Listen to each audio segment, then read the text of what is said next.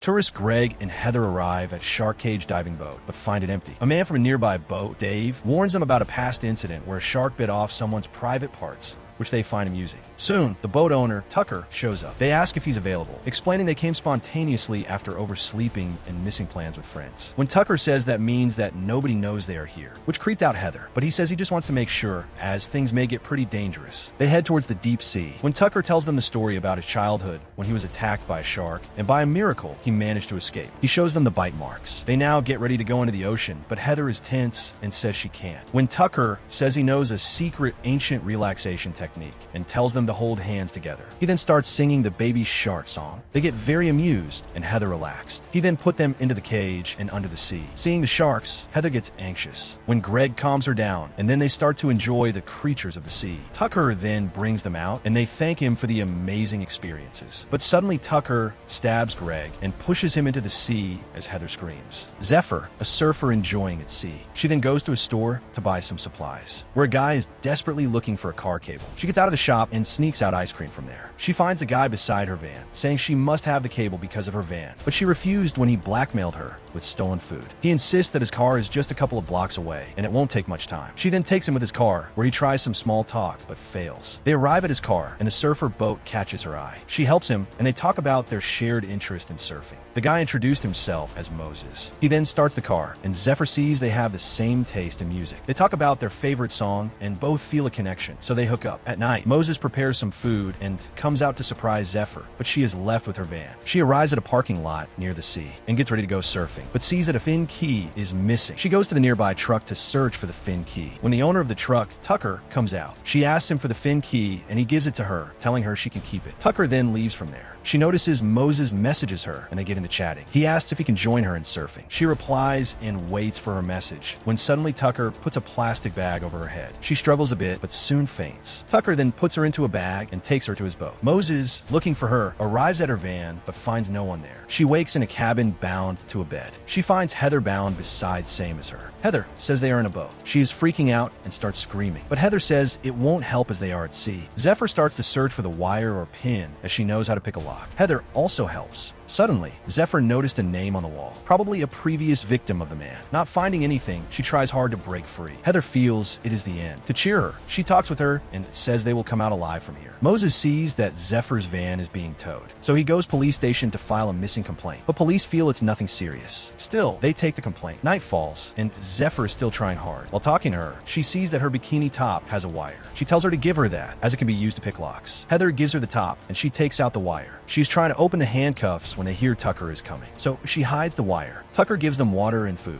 Heather tries not to raise suspicion by drinking the water, but he feels something is wrong when Zephyr divert his attention and asks for her food. After she drinks the water, Tucker sits beside her. He says that he likes her as she is a fighter and leaves from there. Zephyr again starts to pick up the lock, but she starts to feel dizzy. Heather is also feeling dizzy and faints. Tucker then comes into the room as he puts a sedative in the drinks, and Zephyr also faints there. She wakes up strapped to a chair, and Heather is unconscious beside her. Lights get turned on, and Tucker comes there. He then turns on a camera. He goes to Heather and cuts a piece of her hair, and then wakes her up. She is hooked up to a machine. Tucker then turns on a machine and pulls her up towards the sea. Sharks are swimming under there. Zephyr screams to let her go, but he just lowers the rope and sinks her half body into the sea. Sharks attack her as Tucker records all of this. She expires a few minutes later as Zephyr breaks down. She is back at the cabin, bound, writing hers and Heather's name on the wall, when she notices that there are a lot of girls' names on the wall. Tucker is a serial killer who videotaped his victims and stores the tape with their hair. He takes out an empty tape and writes Zephyr's name on it. The next day, Tucker comes with food for Zephyr, telling her this time it's not drugs. She throws away the food and curses him. He calls himself a shark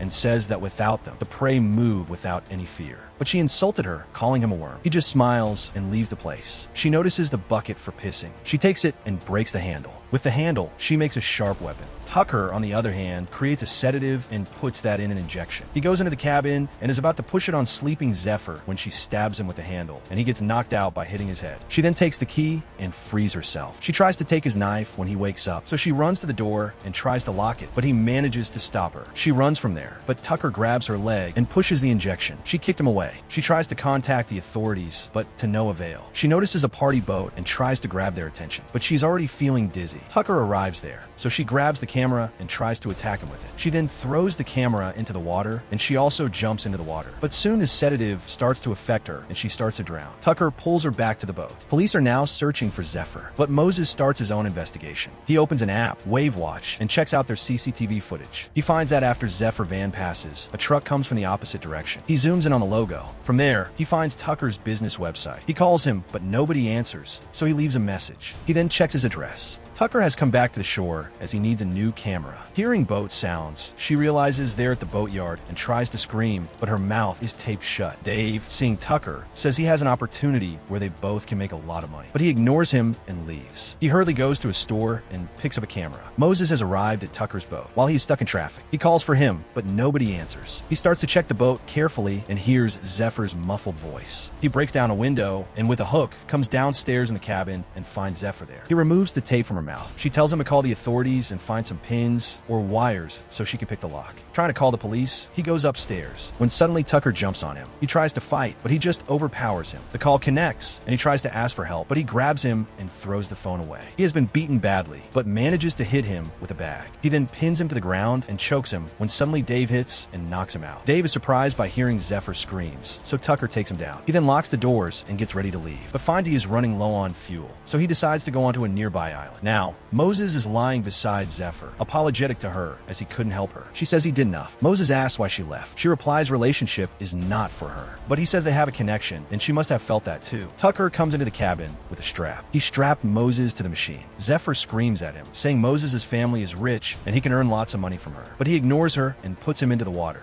Zephyr tells her to stay still, and he does so. The shark passes by him, but does not attack. He then pulls him back up and stabs him, as sharks will attack because of the blood. He is about to put him into the water again when he notices a chopper, so he has no choice but to put them back into the cabin. Moses is bleeding out. Seeing him, Zephyr decided to break her thumb to free herself, and did so. At that moment, Tucker comes there with food. She tries hard to hide her pain. He leaves, saying today will be the best show. She now, with the broken thumb, tries to free herself but fails, so she bites off her thumb. When Tucker comes down, he sees her bed covered with blood. He checks there and finds her finger. Zephyr is hiding behind the door and locks him in. Tucker sees that she has bandaged Moses. She runs to the engine while Tucker starts to open a screw to get out. She turns on the engine, but Tucker is able to free himself and turns off the power. Zephyr notices a party happening at the beach. To grab their attention, she takes out a flare when Tucker tries to sneak behind her, but she throws the flare at him and locks herself in a room. He tries to escape through the sky roof but gets stuck. Tucker breaks open the door and pulls her down. She then grabs a knife and a pan. They fight and she is able to hit him. She then runs from there. Tucker turns on the searchlight and finds her swimming towards the shore. He then gets into a small boat and goes toward her. She is at the beach and about to scream for help, but Tucker reaches her and shuts her down. He then takes her back to the boat. This time, Moses is in the chair and Zephyr is on the machine. Tucker calls Zephyr a Merlin fish, which struggles the most, but in the end gets caught. He then notices the biggest shark has come. He is thrilled and puts her into the water. Zephyr tries to push the shark away, so Tucker, with a hook, tries to push the shark, but it bites and throws the hook into the water. Zephyr grabs it and tries to defend herself with it, but the shark hides in the water. Zephyr, with the hook, gets out of the water and holds onto the rope with all her strength. Tucker, looking for the shark, sees it reappear on the surface. He scares her and she falls into the water. She is now free and tries to swim away when she notices the shark coming towards her. She holds her hand to stop it from bleeding. The shark looks at him but doesn't attack and leaves. On the boat, Tucker tries to see what's happening. Zephyr sneaks aboard, grabs a spear gun. When he spots her, she shoots him. He falls into the sea, still alive, and tries to swim back, but the shark attacks, tearing into him and drags him away. Zephyr gets caught in the spear gun rope and falls overboard. Moses screams for her, but there's no response. Exhausted, he faints. In the sea, Zephyr manages to free herself and comes back to the boat. He tries to wake up Moses, but fails. So she grabs another flare and tries to grab the attention of a nearby boat. The boat sees her and blows the horn. It comes towards them to rescue. Zephyr goes to Moses and tries to wake her up. She says she also felt the connection with him, and then he wakes up smiling. So this was the recap of the 2025 movie Dangerous Animal. If you like this, you may also like this.